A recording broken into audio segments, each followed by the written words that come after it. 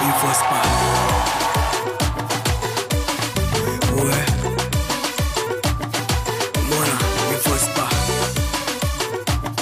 2 semaines sur RTI1, c'est midi, on est en direct. Bonjour à tous et surtout bienvenue. La sagesse dit, celui qui veut trouve toujours un moyen, celui qui ne veut pas trouve toujours une excuse. Je suis très heureux de vous avoir, mesdames et messieurs, cher public. Je vous prie d'offrir à tous ceux qui nous suivent à la maison et dans plusieurs pays l'accueil chaleureux de vos applaudissements. Toujours debout, s'il vous plaît.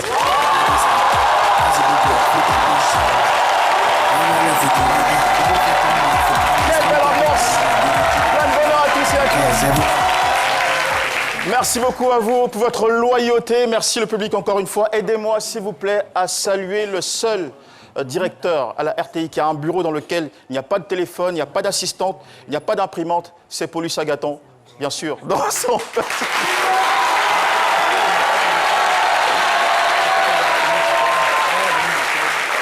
Je continue de vous présenter l'équipe. Lui, il met un point d'honneur à bien s'habiller, à bien s'exprimer. Lui, c'est le 3e âge et toujours la 3e vitesse. Le doyen Cassie, s'il vous plaît.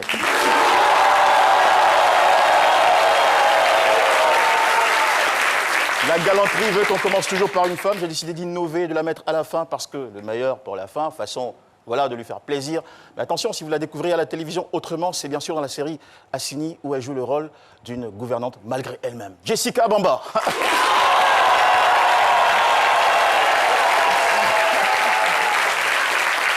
Allez, je vous salue tous. Et puis, c'est une semaine qui commence superbement bien. Après son passage à ce midi, il y a 2 semaines, vous vous souvenez, la légende de l'athlétisme ivoirien, Nda Lucien, a été remarquée et honorée par l'État de Côte d'Ivoire. C'est dire combien ce midi a une influence bienfaitrice. Je vous prie de la recevoir ici avec tous les honneurs parce qu'elle a été, voilà, je le rappelle, médaillée. Et c'est cette médaille qui vient nous présenter maintenant.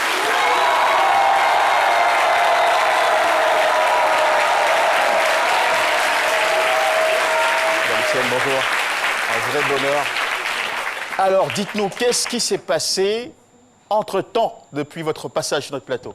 Bonjour et bienvenue une nouvelle fois. Bonjour. Je dirais que... Un peu d'énergie comme vous le faites sur les pistes. On rend gloire à Dieu. Parce que après mon passage ici, je crois que Dieu a touché le cœur du ministre des Sports, M. Dao Poulain, qui a bien voulu, après 38 années, parce que j'ai eu ma première médaille d'or en 1988. Et depuis 1988 jusqu'à ce jour, je n'ai jamais été distingué. Mais c'est lors de mon passage ici, il a dit, mais tiens. Cet endroit est magique. Oui, tiens. Exactement. C'est une personne qu'on doit honorer, on doit distinguer. Et vous avez été honoré dans l'ordre du mérite sportif, chevalier du mérite sportif de Côte d'Ivoire. Oui. Vous le méritez tellement, et même bien plus, je dirais. Nous sommes très fiers. Et on espère pouvoir avoir le temps de venir vous visiter, vous partager une petite fête à la maison. Ouais. Il n'y a pas de souci, il n'y a pas de souci. Et je profite de votre antenne pour dire merci à son excellent Monsieur le Président de la République. Tout à fait. Et aussi merci à Monsieur le Ministre. Et au nom de mes camarades de gloire, nous vous disons merci. Bah, écoutez, et merci aussi au Président. Voilà. Écoutez, c'est tout bien mérité. Pour rester toujours en harmonie avec ça, nous vous signalons. Merci beaucoup, Madame Dalucienne. Nous vous raccompagnons comme vous le méritez si bien avec un tapis d'applaudissements.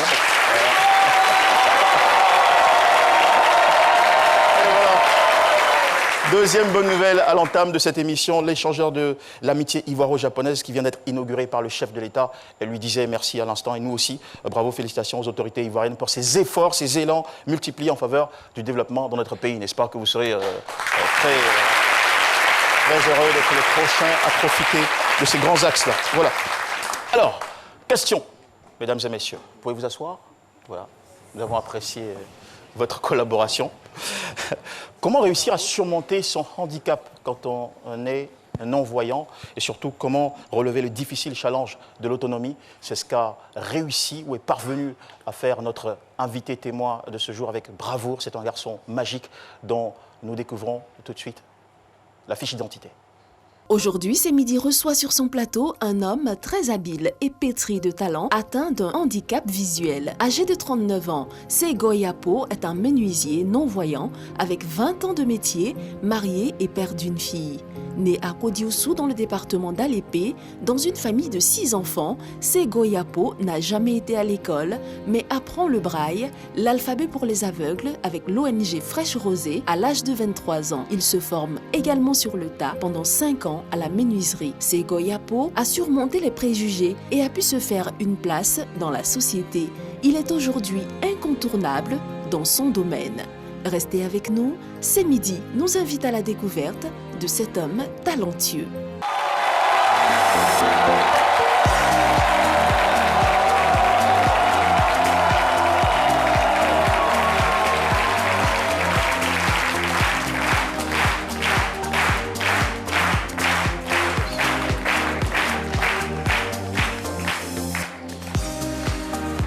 Il est avec nous, notre invité témoin, Monsieur Sego Yapo Joël, menuisier ébéniste avec une histoire extraordinaire, plus qu'inspirante.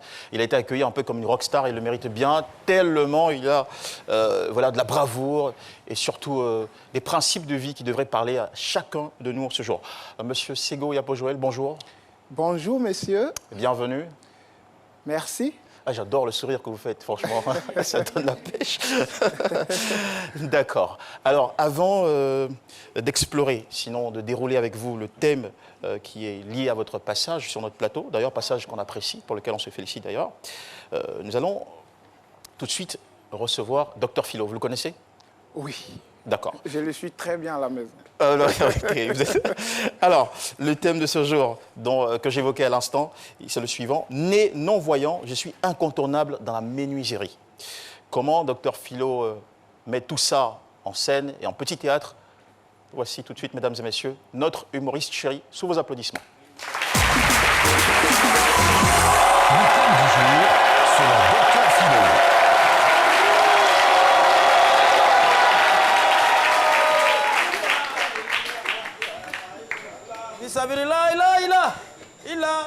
Ah, ça, de la manière j'entends les applaudissements, je vais avoir beaucoup d'argent aujourd'hui. Ça, là, ça, au lieu d'applaudir, vous êtes là pour rien. Si chacun me donne 10 000, 10 000, vous avez quitté dans cette misère, hein? Et puis ça vous fait rire. Qui est en train de rire derrière là-bas là? Qui se fout de moi? Vous pensez que moi je suis n'importe quel mendiant? C'est qui ça?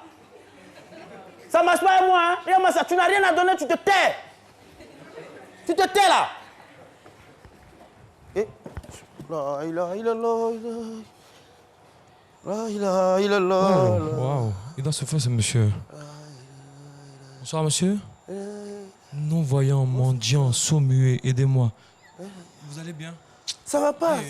En mois de décembre, non. Franchement, je dois faire quand même quelque chose pour vous. Tout ce que tu viens de lire là même là, c'est parce qu'il n'y a pas de place. Sinon, il y a AVC en bas. Bon. Il y a AVC, il y a tuberculose, tout ça là, ça y est en bas. Je vais faire un petit geste quand même, comme c'est décembre, d'accord? Ça, c'est pour vous. Tougabou, Abidjan. Hein? Donc, tu n'es pas non-voyant? Je suis non-voyant. Mais c'est pitié là qui est là, je suis non-voyant. Non, mais attends, les choses ont évolué, hein? Ça, c'est la non-voyance 2.0. Ça, c'est le virtuel. Mais comment tu sais? Comment tu sais que je suis Toubabou? Ça, hein? Donc, tu sais que je suis Toubabou? On a un laser. C'est l'évolution de la technologie. C'est le laser pour voir. C'est Toubabou qui est là? C'est Toubabou qui est là, mon frère. Je vais faire un autre geste. Je vais voir si vraiment tu vois clair. Ça, c'est... Attends! Mais ça, c'est quoi? Je te dis qu'il y a un laser. Donc, nous, on sent la chose. Donc, ça veut dire... Merci beaucoup. Donc, ça veut dire tu n'es pas honnête. Dr Philo, pour cette prestation qu'on veut le laser tout de même. Tu n'es pas un non-voyant. Bon, tu vois clair. C'est un non-voyant tout Mais tu particulier. n'as pas à faire ça. Qui est menteur? Tes frères aussi se battent. Il faut On la voit musique. pas avare. Tu es avare, tu n'as rien, tu vas dire Ça, c'est quoi? Tu es un avare. Non, tu n'es pas un non-voyant, tu es un menteur. Hein? Allons travailler, mon ami. Qui travaille? Allons chercher l'argent. Tu as Abidjan, il y a un plan là. Allons travailler. Oh, laisse-moi là. C'est qui? Un mendiant pseudo-aveugle, un aveugle 2.0, voilà. Et sourd et muet. Et sourd et muet, et pourtant il entend. Exactement. D'accord. Allez, tout de suite, la question de la semaine, ou de la journée, pour être plus précis, relative à ce thème, c'est peut-on être, à votre avis, non-voyant et menuisier? Vos réponses recueillies par Chris Paterna-Sémian. Chris Paterna-Sémian, c'est votre opinion. Et salut Jean-Michel, encore une fois, je suis très heureux de vous retrouver dans les rues de Cocody. Le faible taux d'insertion professionnelle des personnes en situation de handicap est souvent expliqué par le fait que ces personnes cumulent des caractéristiques qui les défavorisent sur le marché de l'emploi. Partant de ce postulat, on serait tenté de se demander, peut-on être menuisier et non-voyant? Votre opinion nous intéresse. Je ne pense pas que, parce que la menuiserie, ça demande beaucoup de concentration et puis... c'est un art en fait. Donc pour quelqu'un qui ne voit pas et puis qui est menuisier, bon, c'est difficile. Pour moi, c'est difficile. Rien n'est impossible. Dans la mesure où un homme peut surmonter ses handicaps, il peut être non-voyant et être menuisier. Moi, je n'ai jamais vu. Mais ce que moi j'ai vu, un jour j'ai vu un non-voyant en train de fermer des trous sur l'axe à Bangourou, Bondoukou. Donc là, quand tu te poses la question, comment il fait pour fermer ces trous, c'est qu'il peut faire un tabouret. Généralement, les non-voyants ont ce qu'on appelle le sixième sens, qui leur permet d'être plus habiles même que des personnes même qui ont la vue. Donc je me dis que être non-voyant et menuisier, c'est possible. Il ne pourra pas. Il va se blesser encore pour compléter, donc ce n'est pas la peine. il peut couper son doigt. Il est difficile de répondre à cette interrogation sur la base d'une simple observation de terrain. Mais il y a des exceptions et des personnes exceptionnelles. On en trouve à ce midi, n'est-ce pas Jean-Michel? À vous le studio. Bah, tout à fait, mon cher Chris Paterna-Sémian.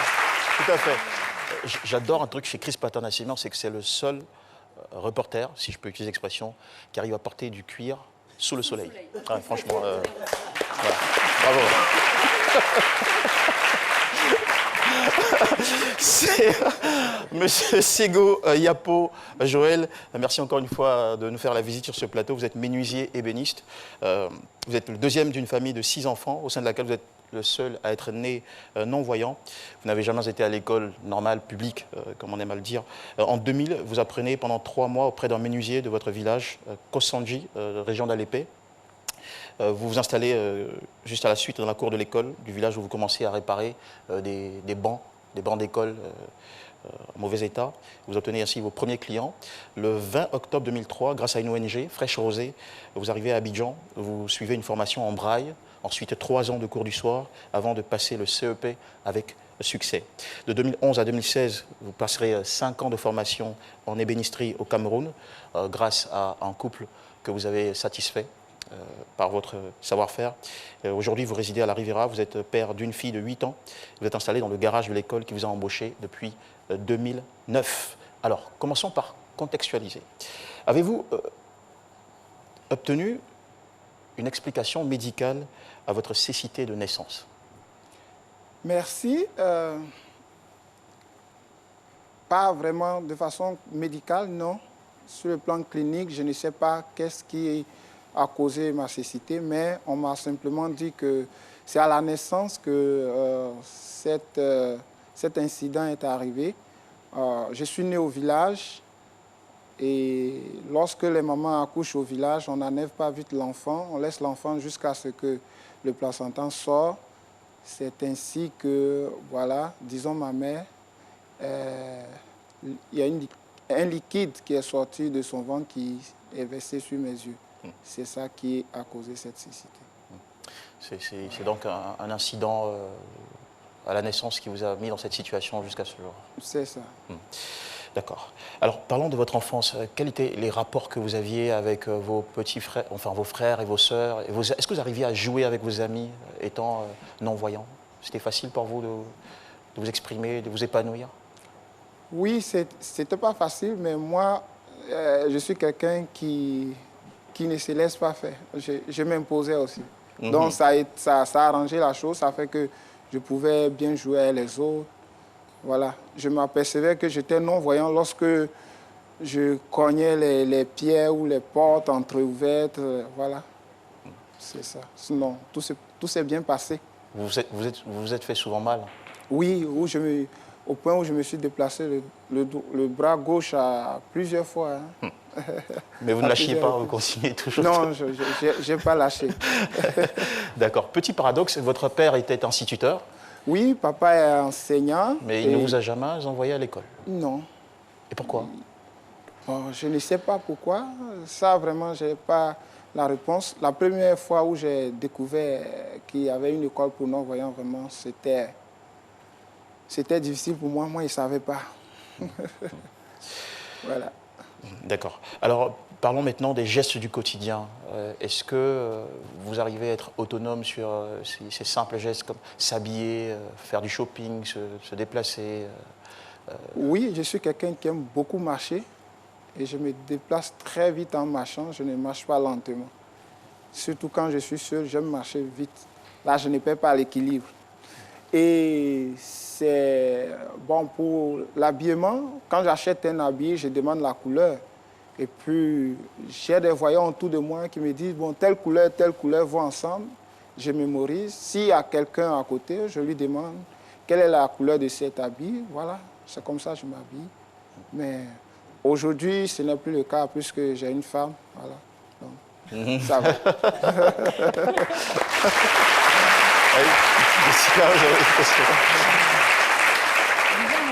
Je veux vous dire déjà bravo parce que vous êtes solaire, vous dégagez un truc, une énergie positive et c'est vraiment contagieux. Alors, quand on est enfant, c'est vrai que vous avez un tout petit peu minimisé votre handicap quand vous étiez enfant. Pour vous, c'est lorsque vous cogniez que vous preniez conscience que vous étiez aveugle. Mais quand on est enfant et qu'on ne va pas à l'école et qu'en plus on a un handicap, est-ce que ça nous empêche de rêver ou pas du tout? Oh, pas du tout. Ça et ma vraie question, pas surtout, excusez-moi, c'est qu'est-ce que vous vouliez faire quand vous étiez enfant? C'était quoi votre rêve? Mon premier rêve quand j'étais enfant, c'était de chanter. Je voulais chanter. Et puis j'aimais aussi imiter les journalistes radio, ceux qui faisaient comment on appelle ça? Les émissions radio, les flashs. Les émissions radio, les avis et communiqués du 13h. Oui, j'aimais ça. Jean-Michel. Avec votre permission, est-ce que je peux vous demander d'en faire un petit bout? Est-ce que vous pouvez... bon, c'est vrai que c'est quand vous étiez enfant. Est-ce que là, aujourd'hui, vous pouvez refaire ça? Un petit truc. Pardon? Avis et communiquer. Avis et communiquer? Par exemple. Ah, d'accord. Maintenant? Oui. Essayez un peu. D'accord. Bonjour, chers frères et sœurs. Nous sommes lundi 16. Ouais, c'est un métier pas facile, vous vous rendez compte? Alors, de tout ça que je ne m'étais pas préparé, alors c'est vrai. D'accord, comme disait quelqu'un, la meilleure improvisation, c'est celle qui est préparée.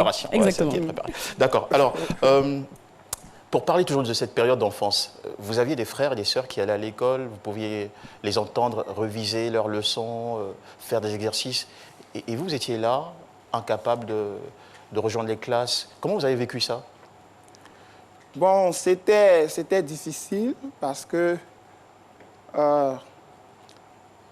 quand il n'y a pas école, nous sommes tous ensemble là à la maison, mais quand c'est l'heure d'aller à l'école, je suis seul, je reste seul.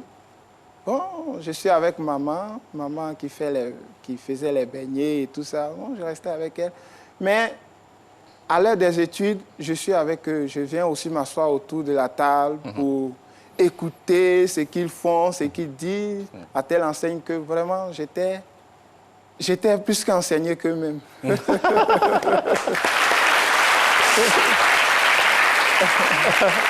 Alors, M. Segoy-Apo Joël, entre vous et la menuiserie, il y a toute une histoire, il me semble toute une passion.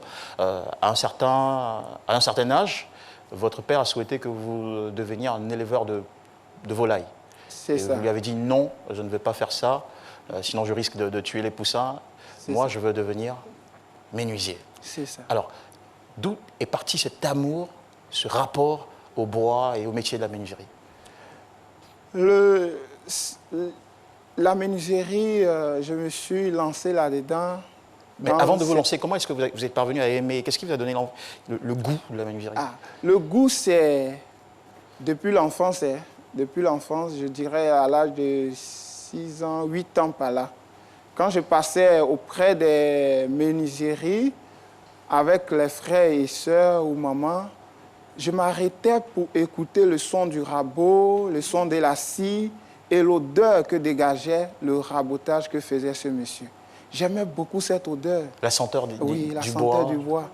C'était très bien. Pour moi, c'était agréable. Oui.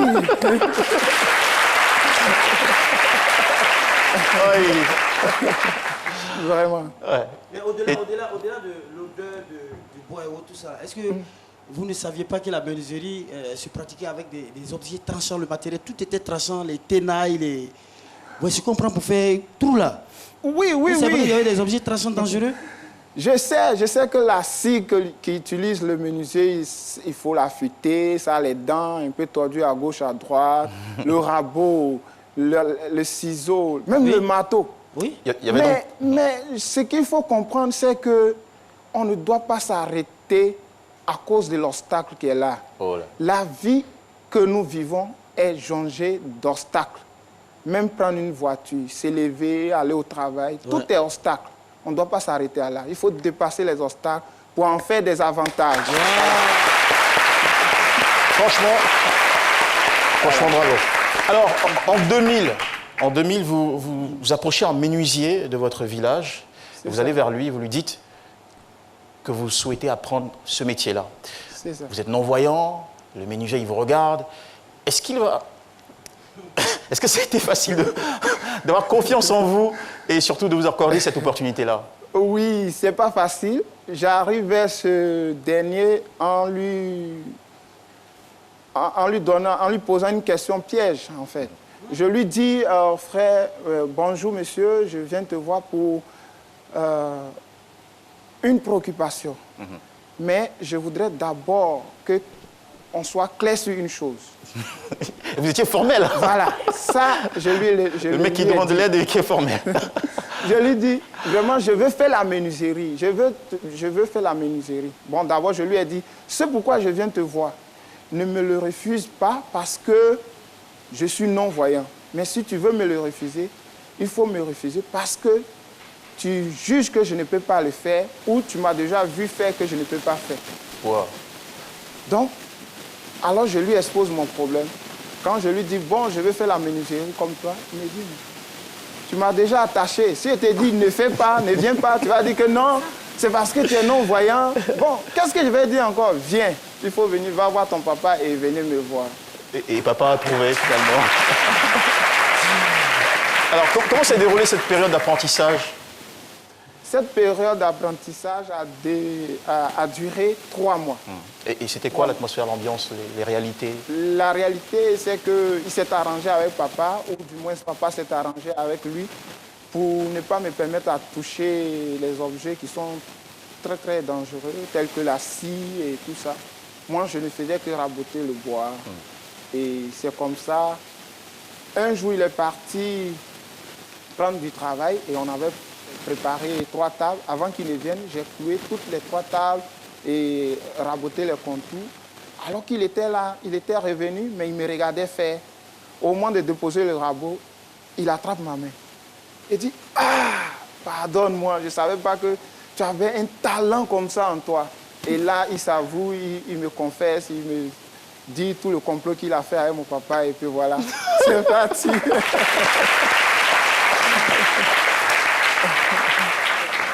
Ouais, vous êtes formidable, franchement. Oui, une dernière question avant la pub. Comment, moi je veux comprendre, c'est vraiment inimaginable. Quoi. Tout à fait. Comment il n'a jamais vu une table auparavant? Il ne sait pas quelle forme elle a. Bon, peut-être il trouve par le toucher et tout ça. Mais comment il arrive à donner des pour formes. La première fois à clouer cette table-là, puisqu'il ne connaît pas les différentes parties? Comment il arrive Monsieur Segoya Pojol, cette question est pour vous? Oui, en fait, c'est la vue, pour moi, je me dis, bon, ça peut bien se comprendre parce que moi, je n'ai jamais vu. Donc pour moi, la vue, ce n'est pas forcément ce que les yeux physiques voient. C'est la tête. La tête.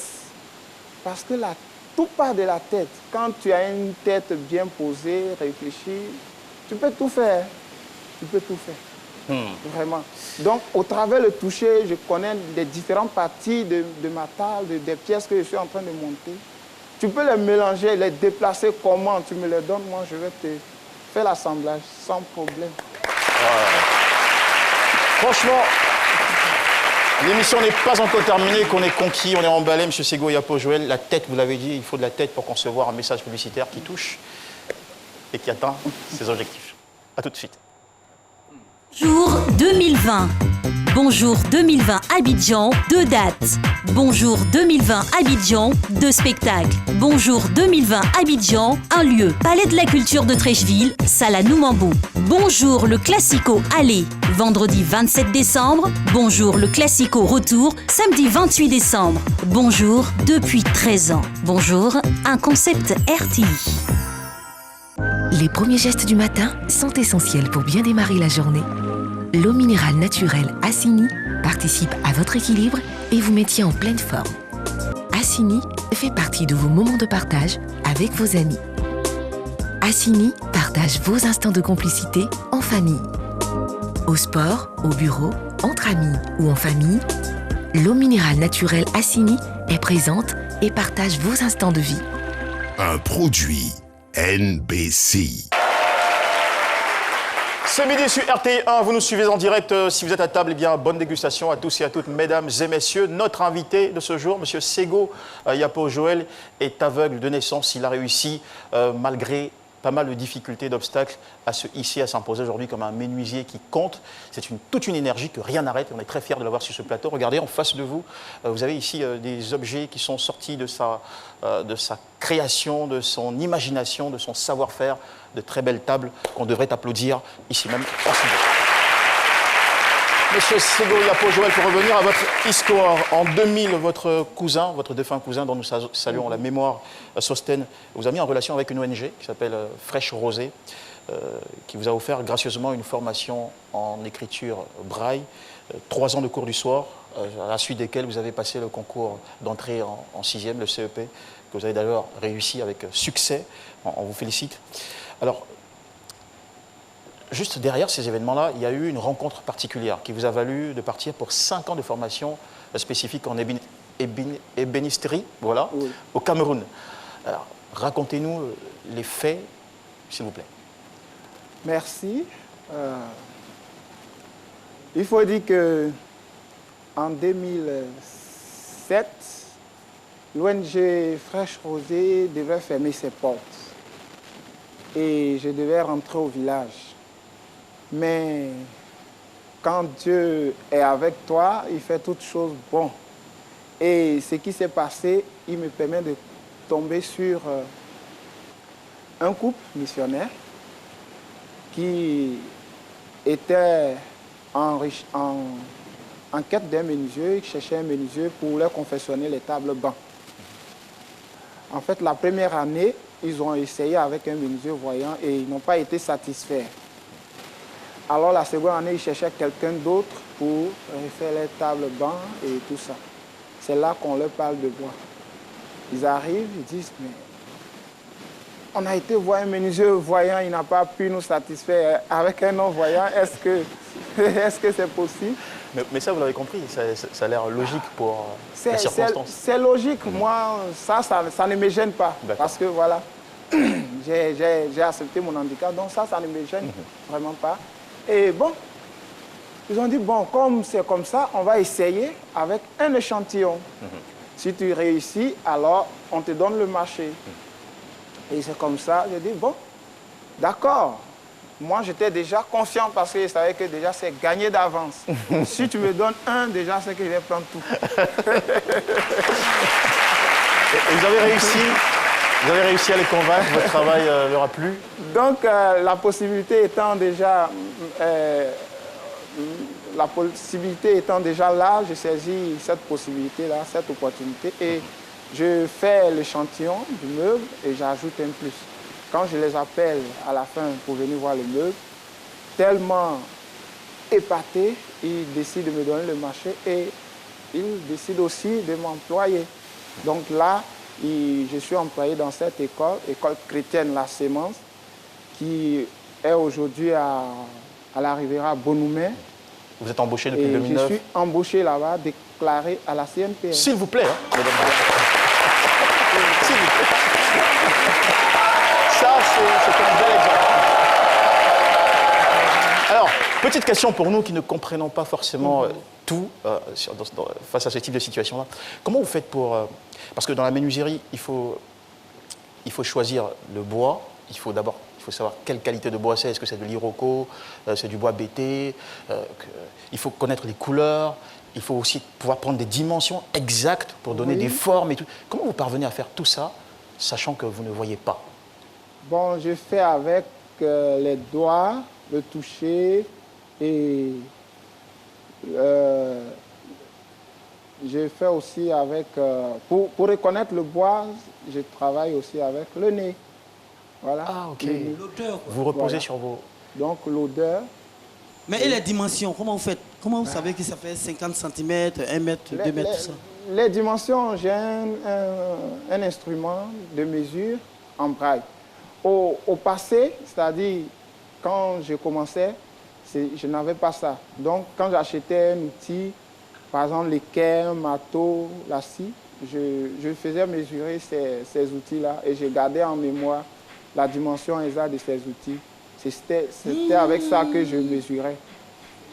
Mais maintenant, je suis sorti de cette façon de mesurer archaïque. Je prends maintenant... J'adore ce monsieur.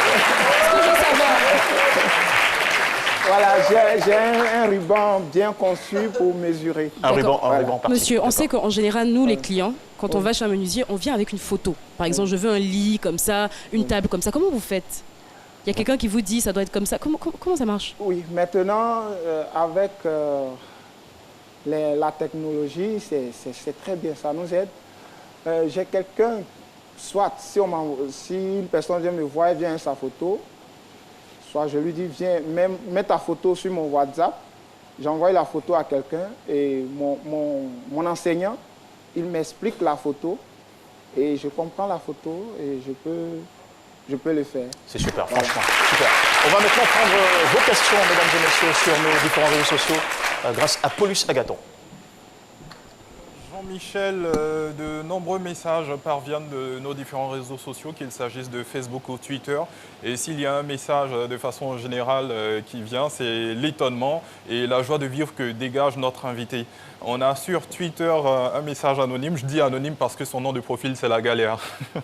Et La Galère nous dit « Un non-voyant qui n'a jamais vu une table mais qui est fort dans la menuiserie. Waouh, je n'arrive pas à y croire. C'est Dieu qui est fort. » On a ensuite le message de Sinali Baiko. Il dit vraiment c'est à féliciter et ma question est de savoir est-ce qu'il a déjà fait un accident pendant son boulot et comment est-ce qu'il l'a surmonté. Maintenant le dernier message c'est celui de Yao Brice. Il dit vraiment je suis charmé par son courage, sa bravoure. Et il y a des personnes qui par la grâce ont tous leurs membres au complet mais ils s'adonnent à la mendicité. En tout cas beaucoup de courage et que la grâce de Dieu surabonde dans ta vie. Voilà. Super. Ouais. Alors, Monsieur Segoyapo Joël, très rapidement, vous avez eu des accidents dans le métier? Oui, je me suis déjà cogné le doigt avec le marteau. Ça arrive. Ça fait très mal. Hein. Ça fait très mal. Parce que le marteau qui venait, c'était pas pour ton doigt, c'était pour le cou. Alors, je voudrais déjà rassurer certains de nos téléspectateurs. Des personnes non-voyantes qui font des choses extraordinaires. Il y en a, je vais citer par exemple Ralph Titor, qui est l'inventeur de ce qu'on appelle le régulateur de vitesse. C'est quelqu'un qui n'a pas du tout la chance d'avoir la vue, mais qui a pourtant apporté cette belle technologie-là à l'humanité. Il y en a de nombreux comme ça, de grands pianistes non-voyants, etc. La liste est longue. Voilà. J'aurais tant aimé parler avec vous de votre rencontre avec votre épouse, comment ça s'est passé, tout ça, mais le temps ne nous le permet pas. Tout de même, la petite question à ce sujet, c'est qu'est-ce que vous avez aimé chez elle? Qu'est-ce qui vous a séduit chez celle qui est devenue votre épouse? Ce qui m'a séduit, c'est... elle est sociale. Et voilà, elle sait écouter. Elle sait vraiment écouter, elle sait comprendre. Voilà. Et elle prépare bien. C'est possible. Comment est-ce possible de tomber amoureux d'une personne qu'on ne voit pas? Pardon? On se pose cette question. Pardon? Comment parvient-on à tomber amoureux d'une personne qu'on ne voit pas, qu'on ne peut pas juger physiquement? Ah, d'accord. Mais l'amour n'est pas seulement physique, hein. Ou du moins, l'amour n'est pas physique. L'amour naît d'abord dans le cœur. Et c'est le cœur qui conçoit l'amour. Pour qu'un amour soit solide, il doit d'abord partir du cœur. Vous avez compris, vous les non filles. le physique. Vous avez compris. Et franchement, félicitations à vous. C'est pour le choix. Il a une ravissante femme, une très jolie fille, et surtout une belle histoire de bravoure, de passion exceptionnelle. Un garçon que rien n'arrête et qui aujourd'hui, voilà, vous apercevez son épouse à l'écran avec un grand sourire. Et voilà, on est très fiers de vous, franchement. Merci pour le bel exemple que vous nous donnez. Nous allons maintenant nous tourner vers notre doyen pour sa petite minute de contribution tout en regardant votre parcours. Kassi Kouadio, c'est la minute du doyen. Ça, il faut le faire. Moi, je ne peux que vous encourager. C'est presque magique. Hein. Votre expérience, je dirais plutôt, votre exemple va certainement déranger des personnes qui, bien qu'en pleine possession de toutes leurs facultés et de surcroît en bonne santé, ne veulent rien faire. Vraiment, vous êtes à encourager, vous êtes à présenter un peu partout comme exemple. Parce que ce n'est pas évident pour même ceux qui sont valides. Encore pour vous, c'est moins évident. Mais j'ai constaté aussi quelque chose, c'est que lorsque les yeux se ferment définitivement, d'autres facultés se mettent à se développer. La nature est mystérieuse. Elle est tellement merveilleuse. Et c'est d'ailleurs ce que je demanderais, que nous soyons toujours à l'écoute de cette nature et que nous l'exploitons pour pouvoir améliorer notre existence. Je vous remercie. Ce que vous avez d'ailleurs très bien fait, M. Ségoya Pojol. Nous ne vous laisserons pas partir sans vous poser cette question qui nous apparaît très existentielle. C'est quoi vos objectifs ou vos rêves professionnels à ce niveau maintenant où vous êtes? Oui, j'ai un très grand rêve, celui de créer une menuiserie inclusive. Ça voudrait dire quoi? Une menuiserie inclusive, c'est une menuiserie dans laquelle on va trouver le voyant et le non-voyant travailler en collaboration, travailler en parfaite harmonie.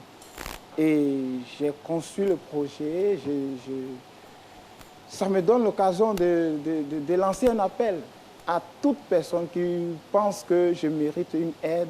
Ouais, vous le méritez, n'en doutez même pas. Venez à mon aide, venez pour me permettre de réaliser ce projet-là. En faveur du développement, bien sûr. En faveur du développement de la Côte d'Ivoire et pour faire reculer aussi la pauvreté au milieu des personnes handicapées. Voilà.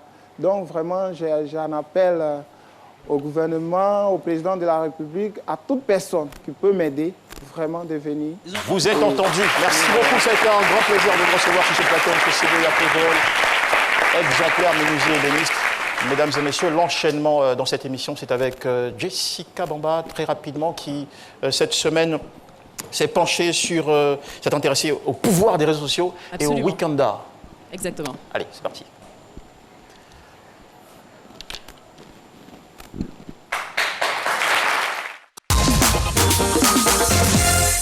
Jessica Bamba, c'est top, c'est pas top. Et bien évidemment, Jean-Michel, vous l'avez dit, cette semaine, c'est top, évidemment, quand on a l'inauguration d'un pont, quand on a Madame Da qui reçoit une médaille, quand on a un appel à témoins aussi talentueux, tout ne peut qu'être top. Et ce qui est top, sinon ce qui a été top cette semaine, c'est la force des réseaux sociaux, notamment, donc j'ai pris pour exemple le match ASEC Africa. Depuis combien d'années on n'a pas eu autant de ferveur autour d'une rencontre entre l'ASEC et l'Africa? Moi, en tout cas, moi j'étais toute petite encore quand ça se passait. Et ce week-end, il y a un groupe de personnes depuis la semaine dernière qui ont décidé via les réseaux sociaux d'en faire une affaire d'État, mais vraiment. Tout le monde a mis sur ses statuts des filtres, la SEC, l'Africa et tout ça. J'ai trouvé ça génial. Drôles, exactement, des tournements d'images. Exactement. Donc on a tous attendu le match et le stade était plein à craquer. Et on s'est dit, franchement, si avec les réseaux sociaux on peut réussir à faire ces choses-là, il faut plus d'initiatives vraiment dans ce sens-là. Okay. Et très rapidement, est-ce que je tombe on va parler, parlons toujours des réseaux sociaux. Wikanda, c'était une cérémonie qui a récompenser des personnes, de jeunes entrepreneurs. C'est une initiative de la team Wikanda avec à sa tête Yann Hamon. Toutes ces personnes qui ont été récompensées sont des personnes qui ont développé leur business sur les réseaux sociaux. Donc c'est pour dire que il n'y a pas que le buzz, il n'y a pas que ça. Et Dieu merci, on peut faire des choses génialissimes. Ça dépend que de vous. Voilà. Merci beaucoup Jessica Bamba, très sympathique d'ailleurs, ces informations. Nous allons maintenant recevoir notre invité surprise. C'est monsieur Akele Antoine, responsable de planification de collecte de sang au Centre national de transfusion sanguine.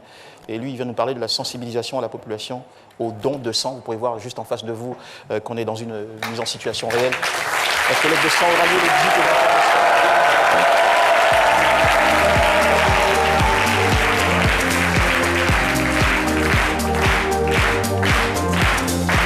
Le micro, venez juste à côté de moi. Monsieur Akele Antoine, voilà. L'actualité avec vous, c'est cette collecte de sang qui aura lieu les 18 et 21 décembre 2019 au Festi Leaders. Et vous ne serez pas seul d'ailleurs, on va rejoindre tout de suite par le groupe de Zouglou, les Leaders. Venez très rapidement les amis, on en profite pour les recevoir avec des applaudissements.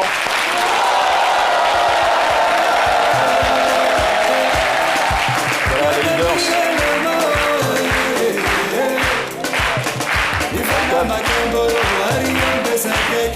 Ok, super.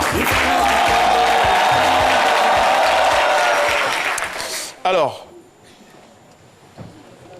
bonjour, monsieur. Bonjour, mon frère. Voilà. Alors, 18 et 21 décembre 2019, collecte de sang, le message, nous vous écoutons. Ok, merci, monsieur. Allez-y, on vous entend. Merci, monsieur. Au nom du ministre de la Santé et de l'Hygiène publique, au nom du directeur général de CNTS, Dr Konaté Seydou, nous disons merci au groupe les leaders pour cette initiative. Et pour l'événement, voilà. Allons à l'événement. Merci beaucoup. Mais le 18, nous avons une collecte de sang à la place P1 à Yopougon. Nous demandons à nos frères et braves donneurs, à la population ivoirienne, de participer massivement à cet événement. Et pourquoi c'est important de oui, participer? D'abord, nous sommes à la veille de la fête de fin d'année. Nous avons besoin de sang pour ravitailler nos banques de sang.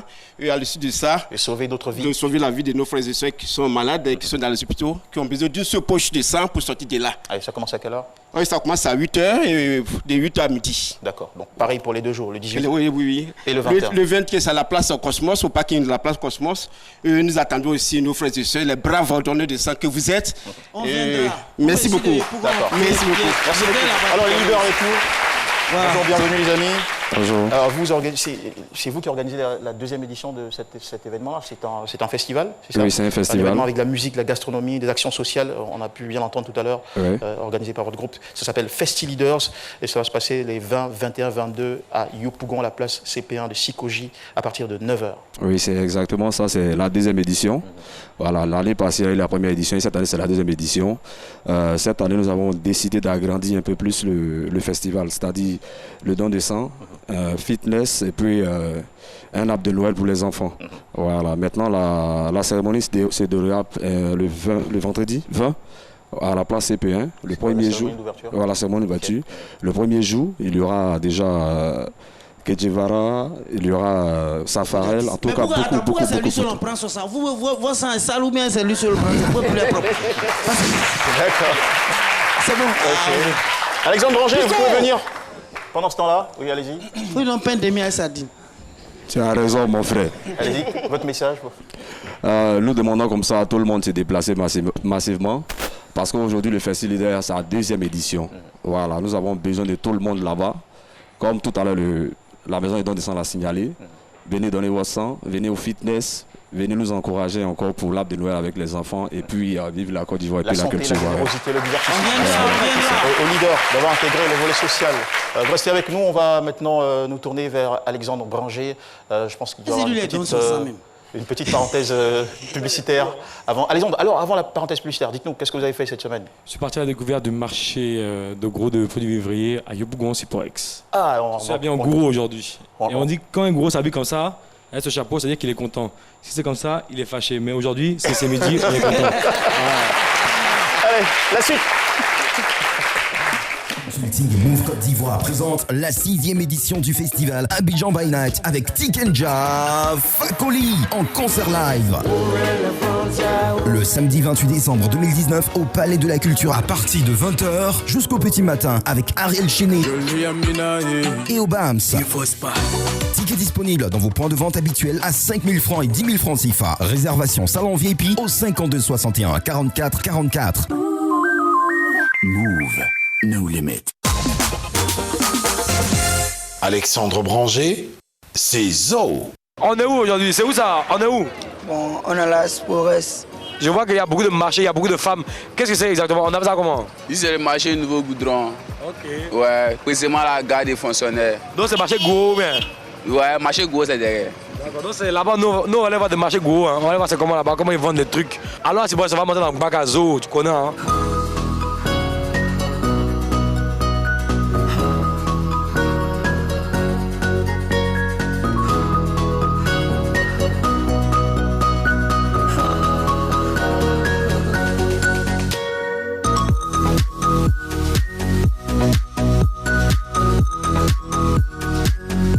Maman, ça va? Donc aujourd'hui là, on est où exactement? Ici là, c'est où? Nouveau Goudron. Marché de Nouveau Goudron. Et ça, c'est quoi exactement? C'est piment. D'accord. Et tu as ramené ça d'où? D'où est-ce que c'est arrivé? Ça dit à Guaïdaf. Hein? Donc tu arrives voir ça matin. Matin, tu arrives voir ça? Oui, c'est tout. Et puis ça brûle. On dit c'est deux, puis ça brûle. On s'appelle piment. On dit ça brûle. C'est goulot, c'est clé. Clé. En gros, on dit clé. Clé. Ça, c'est clé.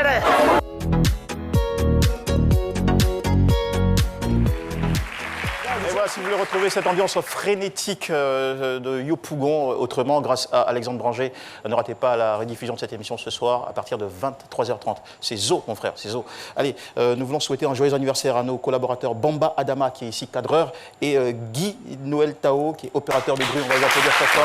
Plein de bonheur à vous, les amis. Profitez bien de cette journée anniversaire. Merci à nos amis les leaders. Merci aussi à nos très chers amis du public, à savoir le collège IPES, c'est bien ça? IPES de Yopougon.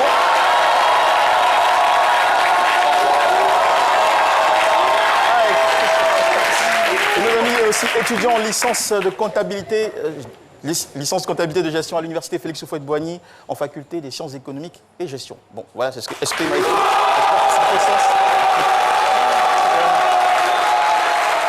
Et pour terminer, le fan club, on vous a oublié? Oui? Dites-nous, vous c'est qui? C'est eux qui donnent ça là. C'est vous? Ah d'accord, ok, le centre de transfusion sanguine. Ok, mais voilà, signalez-vous, on va vous sentir. Allez, d'accord. Merci à toute l'équipe, merci à Jeanne Dekao Failou en régie avec le comité qui travaille, merci à nos chers techniciens, merci à Jessica, à Alexandre, à Philo, au doyen Cassie, à Paulus, à notre cher ami aussi Chris Patana-Sémian. Nous vous souhaitons une excellente journée sur RTI 1 et on se retrouve demain pour un autre numéro de ces vidéos. On vous embrasse, plein de bonheur chez vous. Ouais.